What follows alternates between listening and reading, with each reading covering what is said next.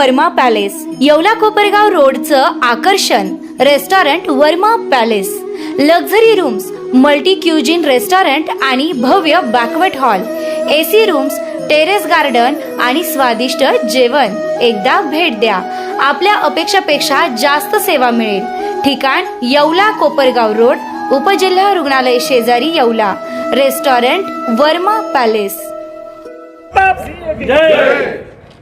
हिंदू सूर्य महाराणा प्रताप सिंह की जय। हिंदू सूर्य महाराणा प्रताप सिंह की जय।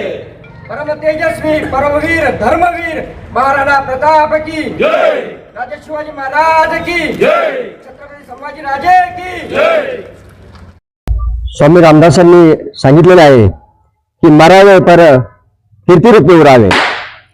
या धर्तीवर जो भी मनुष्य जन्माला येतो तो अंतिमतः त्याचं मरण अटळ असतं, परंतु असे असताना देखील ज्यांचे मरण देखील कीर्ती रूपाने या धर्तीवर झाले असे हिंदवी स्वराज्याचे तेजस्वी महापुरुष म्हणूया आपण त्यांना, ज्यांचं पूर्ण जीवन धैर्य, शौर्य आणि जनतेच्या सेवेसाठी ज्यांनी आपलं जीवन अर्पण केलं, असे महाराणा प्रताप यांची आज जयंती।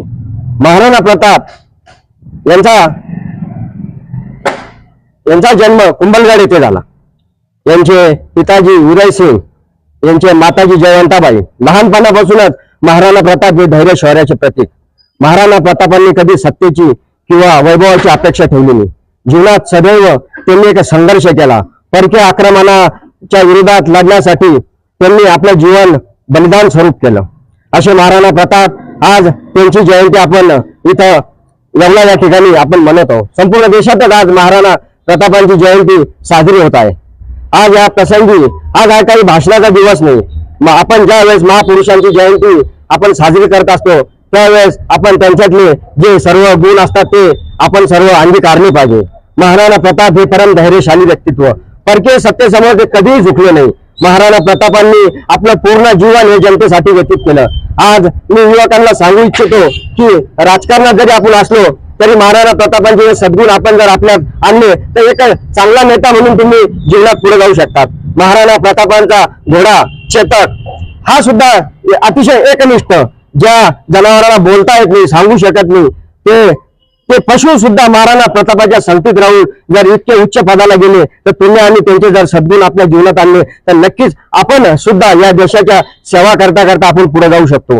आज मी या ठिकाणी सांगू इच्छितो की राजकारण करत असताना सुद्धा कुठल्याही वैभवाची किंवा सत्तेची आशा न बाळगता आपण त्यांच्या जीवनातलं जर पाहिलं, हल्दीघाटची लढाई जर पाहिली तर असा हा महाराणा प्रताप आपल्याला यांचे जे आदर्श आपल्याला भेटलेला आहे, या हिंदुस्थानच्या भूमीवर स्वराज्यासाठी लढणारा हा तळपता सूर्य हा आपल्याला नक्कीच अनेक सद्गुण कसे जीवनात आणले पाहिजे आणि आपण कशी जनतेची सेवा केली पाहिजे, कुठल्याही सत्तेचं आकर्षण न ठेवता, वैभवाचे आकर्षण न ठेवता आपण आपले जीवन हे पूर्णतः दुसऱ्यासाठी जनतेसाठी व्यतीत केले पाहिजे, एवढे मी सांगतो आणि या ठिकाणी थांबतो।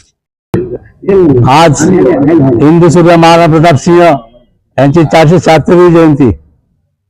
खरोखर या देशामध्ये अनेक महापुरुष होऊन गेलेले आहे। त्यामध्ये पृथ्वीराज चव्हाण असो, छत्रपती शिवाजी महाराज असो, राणा सांगा असो, अनेक राजे महाराजे होऊन गेलेले आहे। त्यामध्ये महाराणा प्रताप सिंह यांनी आपल्याकडे सैनिक कमी असताना सुद्धा ज्या अकबराकडे लाखोची संख्या होती त्यांच्या विरुद्ध सुद्धा मोठ्या प्रमाणात लढा उभारलेला होता। आणि महत्वाचे म्हणजे ज्यावेळेस महाराणा प्रताप सिंह यांच्याकडे काही एका ठिकाणी त्यांचा पराभव झाला, परंतु पराभव झाले असताना सुद्धा ते झुकले नाही। त्यांनी घासाची रोटी खाऊन आपल्या सैनिकांना जवळ केले आणि त्यांना भामाशाह या व्यापाऱ्याने मोठ्या प्रमाणात मदत करून पुन्हा एकदा सैनिक जमवण्यासाठी त्यांनी प्रयत्न केले। असे महाराणा प्रताप सिंह यांनी पुन्हा एकदा सैनिक जमा करून अकबराविरुद्ध हल्दीघाटीमध्ये मोठ्या प्रमाणात युद्ध केले आणि ते युद्ध जिंकूनही दाखवले। असे महाराणा प्रताप सिंह यांची जयंती आज पूर्ण देशामध्ये साजरी होत आहे। सूर्य महाराणा प्रताप 476 जयंतीनिमित्त आम्ही सर्वजण इथं राणाप्रेमी सगळे उपस्थित राहिलो आणि सर्वांनी शुभेच्छा दिल्या।